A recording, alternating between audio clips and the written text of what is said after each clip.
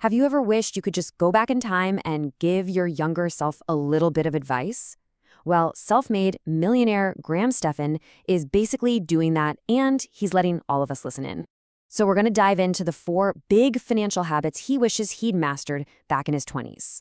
So just to give you some perspective, that's roughly 20 million US dollars. Graham Stephan built this pretty much from the ground up.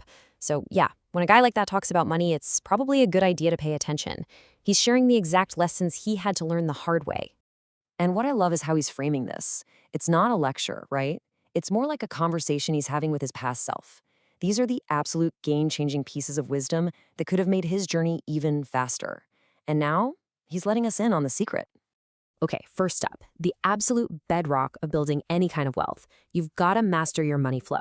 And don't worry, this isn't some complex spreadsheet formula. It really just boils down to 2 incredibly simple ideas. Spend less than you make and start saving as early as you possibly can. This slide, man, this captures a huge trap that so many of us fall into. You know the story. You graduate, you land that first real job with a real paycheck, and all of a sudden you feel like you're rolling in it. The temptation is to immediately upgrade everything, right? The apartment, the car, the wardrobe. That is lifestyle inflation, and it is an absolute wealth killer. And Graham makes such a great point here. You know how people get defensive? They say, what, is my $5 coffee really the problem? And the answer is no, a single coffee is not the problem, but it can be a symptom of the problem. It's usually part of a much bigger pattern. The nicer clothes, the fancier dinners out. It's the whole shebang that just quietly creeps up and eats your entire paycheck. So let's say you successfully avoid that lifestyle inflation trap. Now you've actually got some extra money to save. And this, my friends, is where the magic really begins. It's called compound interest. Honestly, the best way to think about it is like a tiny snowball at the top of a really, really long hill. The longer it rolls, the bigger and faster it gets. When you're young, your most powerful asset isn't your money, it's your time. And this chart just lays it out perfectly. I mean, look at this. Let's say you invest just 1 single baht when you're 20. By the time you're 60, it's worth almost 22 baht. But look what happens if you just wait 10 years and start at 30. That same baht, it only grows to 10 baht. You literally lose more than half of the potential growth just by waiting a decade. It's an almost unfair advantage if you start early. All right, let's move on to the second habit, which kind of builds right on top of the first. See, it's not just about saving your money. It's about building your financial reputation. And what does that mean? Well, in a nutshell, it means you've got to understand and build good credit. You gotta love how honest Graham is with himself here. For years, he was actually scared of credit cards. He thought, hey, I'm being smart, I'm debt-free, I use my debit card for everything. But looking back, he realized that that fear cost him years of building a solid financial history. This slide is the perfect way to think about it. Your credit score is basically your adult GPA. Seriously, it's one little number that tells lenders your entire financial story. It shows them if you're reliable, if you're responsible. A good score just opens up so many doors. So here's the bottom line. A good credit score makes your life easier and a whole lot cheaper. You get approved for the big stuff, a house, a car, way more easily, and you pay way less in interest, which saves you a fortune. But, and this is a huge but, there's a giant warning sign here.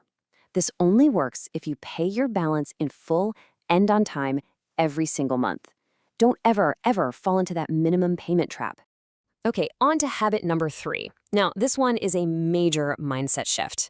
It's all about taking control of your career and not just, sitting around waiting for good things to happen. You have to be the one in the driver's seat. Think about it. In school, you have a whole support system. You've got teachers, parents, all pushing you and giving you a clear path. But the moment you start working, all of that disappears. Nobody is going to manage your career for you.